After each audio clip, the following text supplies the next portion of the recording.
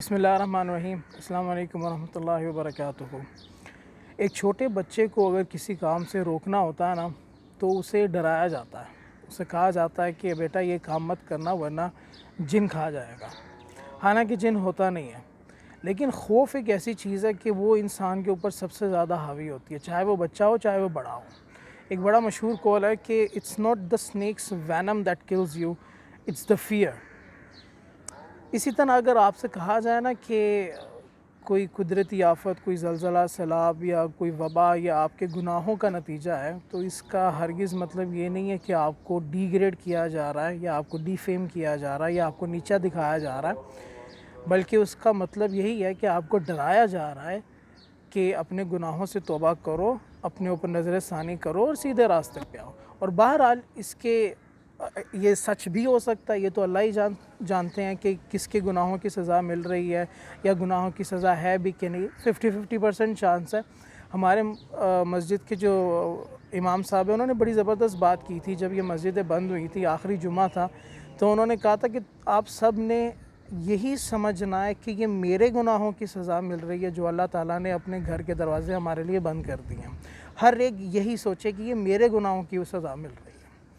تو اس لیے یہ اگر جب عالم دین کہتے ہیں کہ آپ کے گناہوں کی سزا مل رہی ہے، یہ ہو بھی سکتا ہے۔ اللہ تعالیٰ نے قرآن مجید میں بھی فرمایا ہے کہ جو قومیں بہت زیادہ نافرمان ہو جاتی ہیں ان پہ عذاب آتے ہیں اور آتے رہے ہیں، لیکن بہرحال ہماری امت مختلف اس لیے کیونکہ ہمارے نبی پاک صلی اللہ علیہ وسلم نے ہمارے لیے دعا کی تھی کہ میری امت پہ عذاب نہ آئے، تو اس لیے آج تک الحمدللہ ہم لوگ سیف ہیں، ورنہ جو ہمارے کرتوت ہیں ہم تو شاید کب کے ختم ہو چکے ہوتے ہیں۔ لیکن بہرحال یہ چھوٹی چھوٹی اللہ کی وارننگ ضرور ہوتی ہیں تاکہ ہم لوگ سدھر جائیں۔ اچھا، دوسری بات، سیلیبریٹیز کی جب بات آتی ہے نا، ایکٹرز ایکٹریسز کی بات آتی ہے، ابھی جیسے رمضان ٹرانسمیشن بھی آپ دیکھ رہے ہیں اسی طرح سے ہوسٹ ہو رہی ہیں، تو ان پہ اگر تنقید کی جائے نا تو کہا جاتا ہے کہ بھائی آپ ان کے دلوں کے حال تو نہیں جانتے نا، ہو سکتا ہے وہ آپ سے زیادہ پرہیزگار ہوں، وہ آپ سے زیادہ اللہ کے قریب ہوں۔ بالکل صحیح بات ہے، میں ایگری کرتا ہوں، جنت جہنم کا سرٹیفکیٹ کوئی کسی کو نہیں دے سکتا۔ بظاہر دکھنے والا بہت پرہیزگار بندہ بھی جو ہے اپنے کسی گناہ کی وجہ سے جہنم میں جا سکتا ہے، اور بظاہر بہت برا دکھنے والا شخص جو ہے نہ جانے وہ اپنی کس عمل کی وجہ سے اللہ کا محبوب بن جائے۔ تو اس میں کوئی شک نہیں، یہ بات بالکل درست ہے، لیکن یہی بات پھر عالم دین پہ بھی تو اپلائی ہونی چاہیے نا۔ اب ان سے کیوں ایکسپیکٹ کرتے ہیں کہ وہ فرشتے ہوں اور ان سے کوئی غلطی ہی نہ ہو، ان سے کوئی غلط بات کہی بھی نہ جائے، ان کی کوئی ایک بات اگر آپ کو پسند نہیں آئے گی، حالانکہ ہو سکتا ہے کہ وہ بات درست ہو لیکن کڑوی ہے اس لیے آپ کو پسند نہیں آ رہی، تو اس لیے آپ ان کو عالم دین ماننے سے انکار کر دو۔ تو بہرحال یہ تو نہیں ہونا چاہیے، جہاں آپ سیلیبریٹیز کے لیے سافٹ کارنر رکھتے ہو، بینیفٹ آف ڈاؤٹ ان کو دیتے ہو، تو وہی چیز عالم دین پہ بھی آپ کریں، ٹھیک ہے۔ اب جو مولانا طارق جمیل صاحب والی بات ہے، کیا غلط کہا انہوں نے؟ کیا میڈیا جھوٹ نہیں بولتا؟ پوری دنیا کا میڈیا کیا جھوٹ نہیں بولتا؟ ظاہر ہے یہ ایک سمبولک سٹیٹمنٹ ہوتا ہے، اس کا مطلب یہ نہیں ہوتا کہ 100% میڈیا کی بات کی جا رہی ہے، لیکن بہرحال ہم سب جانتے ہیں کہ میجورٹی آف میڈیا جو ہے وہ جھوٹ بولتا ہے۔ تو کیا غلط کہا اس میں انہوں نے؟ اور دوسری بات، جو فحاشی کی انہوں نے بات کی یا لباس کی بات کی، تو اس میں بھی کیا غلط ہے؟ کیا فحاشی عام نہیں ہے؟ اچھا، جب بھی فحاشی کی یا لباس کی بات آتی ہے نا تو ایک طبقہ ایسا جو ہمیشہ یہ بات کرتا ہے کہ بھئی آپ کو ریپ ہوتے ہوئے نظر نہیں آتے، آپ کو ہراسمنٹ نظر نہیں آتی، بچیوں، چھوٹی چھوٹی بچیوں، 5 سال کی، 2 سال کی بچیوں کے ریپ ہوتے نظر نہیں آتے، تو آپ کیا خیال ہے کہ مولانا طارق جمیل صاحب یا ان جیسے جو بھی عالم دین ہے وہ بڑا خوش ہوتے ہیں ان چیزوں پہ؟ ان کو دکھ نہیں ہوتا، ان کو افسوس نہیں ہوتا؟ کیا وہ اس پہ نہیں بولتے ہیں؟ آف کورس بولتے ہیں۔ جب وہ فحاشی کی بات کرتے ہیں تو وہ ایک جنرل بات کر رہے ہیں، سب اس میں آتے ہیں، آپ آتے ہیں، میں آتا ہوں، ہر بندہ اس میں آتا ہے، اور ہم سب کسی نہ کسی طریقے سے اس گناہ کا حصہ ہیں، کوئی زیادہ ہے کوئی کم ہے۔ تو ان کا کہنے کا مطلب یہی ہوتا ہے، اور وہ تو ہمیشہ ہم گنہگاروں کو بھی بیٹے بیٹیاں کر کے بلاتے ہیں اور ہمیشہ پیار سے مخاطب کرتے ہیں، اپنے جیسے بندے کو بھی وہ اس میں شامل کرتے ہیں۔ انہوں نے کبھی یہ لفظ یوز نہیں کیا کہ آپ سب گنہگار ہیں، انہوں نے جب بھی دعا کی انہوں نے کہا ہم سب، وہ اپنے آپ کو بھی اس کے اندر شامل کرتے ہیں۔ حالانکہ آپ اپنا اور مولانا صاحب کا موازنہ کر کے دیکھ لیں، لیکن اس کے باوجود وہ خود کو بھی اس میں شامل کرتے ہیں۔ اور جہاں تک بات لباس کی ہے، تو میں اور میرا بھائی یعنی ہم دونوں حالانکہ لڑکے ہیں لیکن ہمارے گھر پہ ریسٹرکشنس ہیں کہ یہ ایسا لباس نہیں پہننا، زیادہ ٹائٹ نہیں پہننا، یہ پھٹی جینس نہیں پہننی.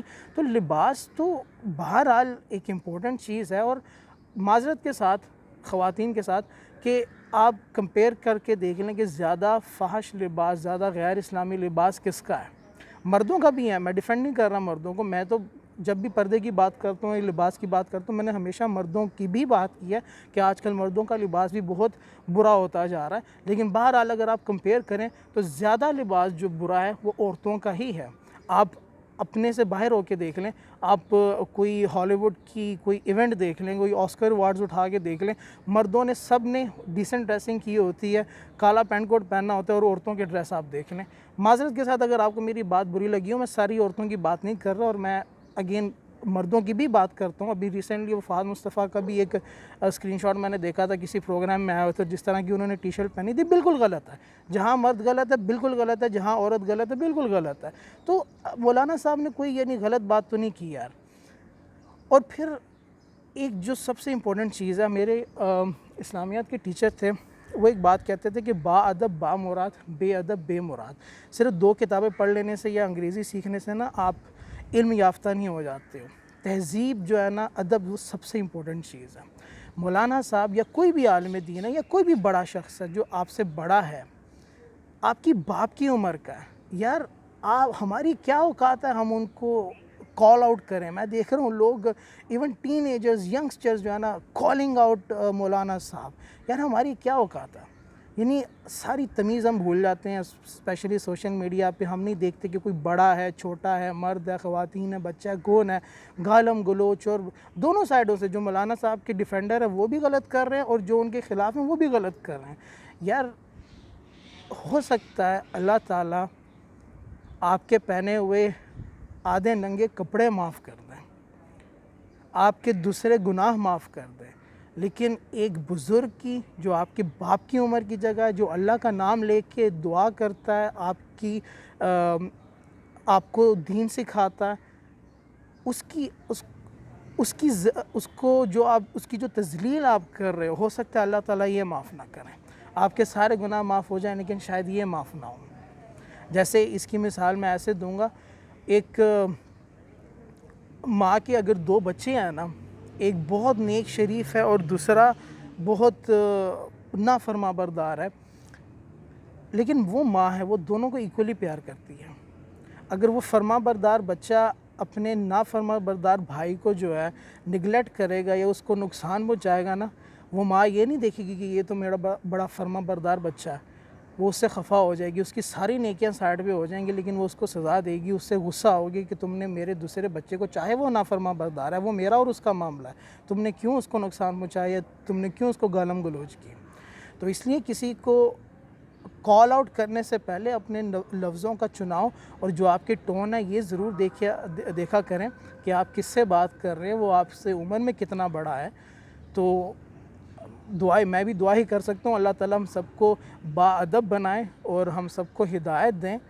پرفیکٹ کوئی انسان نہیں ہوتا، ہم سب سیکھتے ہیں. کوئی آج سیکھے گا، کوئی کل سیکھے گا، کوئی پرسوں سیکھے گا، کوئی اپنی آخری سانس میں سیکھے گا. لیکن دعا یہ ہے کہ اللہ تعالیٰ سب کو سکھا دیں، سب کو ہدایت دیں. اور بس یہ کہہ سکتا ہوں، فی امان اللہ. اللہ حافظ.